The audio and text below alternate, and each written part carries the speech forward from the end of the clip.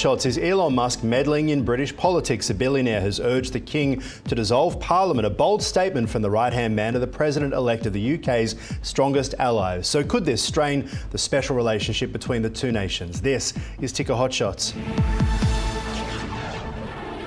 I'm Aaron Young, today joined by Ticker contributor Ashley Gardner. Great to see you. Good to be here. All right, let's get straight into it. There's a lot to discuss because Keir Starmer's family holiday has now been overshadowed by Elon Musk's controversial comments on social media. On X, the billionaire is using his platform to criticise the UK government over allegations related to grooming gangs. Musk, who is considered a hefty donation to the Reform UK party, has stirred up political responses with his posts. But is this narcissism of Trump's new right-hand man, or is it legitimate debate? That is the question we are asking. What are your thoughts on this? Well, there's no doubt that Elon is really seeking to impose his will on UK politics, and the question is that a legitimate aim? Elon has called on the King, as you said, to dissolve the UK Parliament, which obviously that is the King does not have that power. He has to act upon the advice of the Prime Minister. But you know, he's highly unlikely to do it, I might add. Very highly unlikely to do it. Well, what's happened in British politics? How did it get to this point? Well, there is this story about the grooming gangs that has been rolling on for some years now.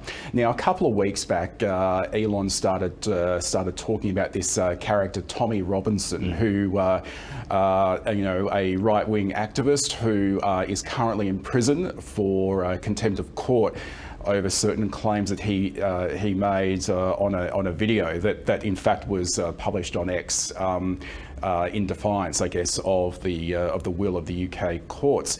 But what we have seen is Elon is really pushing this against Keir Starmer. He's, because of course Keir Starmer was the Director of Public Prosecutions when a lot of these cases were going on. It's a very multi-layered. Well, he's been talking about the rape of Britain on X as well, and he tweeted this. This is about Nigel Farage. So let's be clear. So Elon Musk doesn't like Keir Starmer. He isn't supporting the Conservatives, the Tory party, who lost just recently last year to Keir Starmer. He's been going and apparently putting money behind Reform UK, which is led by Nigel Farage, to whom he is now calling to step aside because he's saying he doesn't have it in him to essentially be the leader. Yeah, that's right, because within the past day or so, Nigel Farage has said that Tommy Robinson has no place in Reform UK. He's distancing himself, basically. Now, so you've got a situation where Elon Musk wants to support Tommy Robinson, and then there's Nigel Farage, who is, the leader of the most viable alternative party in the UK, but Farage and Robinson have a lot of history, and Farage doesn't like Tommy Robinson, and that goes back to the UK Independence Party days. So it seems to be just this little kind of squabble between some, big egos that is now playing out on a wider political scene. But let's talk about Elon Musk's role here, right? So he's a billionaire. Obviously, Starlink works with a lot of different governments around the world. We know that he's behind Tesla. They work with a lot of different governments around the world.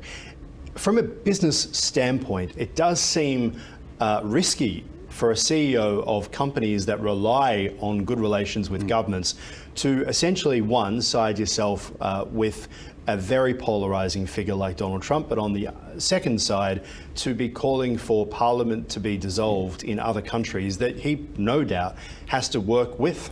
Well, that's right. But it's not just the business implications, because come a couple of weeks' time, Elon Musk is effectively going to be a very senior member of the United States government, and that brings with it diplomatic implications as well. When you have someone who was effectively a senior member of the US government trying to call for the, the overthrow of a sitting UK government, one of the strongest allies of the US. That's very murky. Now, is this partly as well because it's a left-wing government, right? And you have a look around the world, and many are heading towards the right. We've seen it in France, we've seen it in Germany, obviously we've seen it in the US, but the UK left the Tory party and voters decided to bring in the Labour Party. The only thing is, support has absolutely collapsed for British Labour over the past few months. What's the reason for that?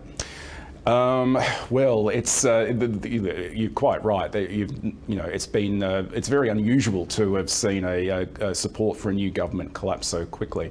There has been, I guess, a lot of questions raised about the approach that Starmer has taken, particularly with respect to, I guess, the recent round of riots, which again is related kind of somewhat to this issue that is at hand Immigration, now. essentially. Immigration. Yeah.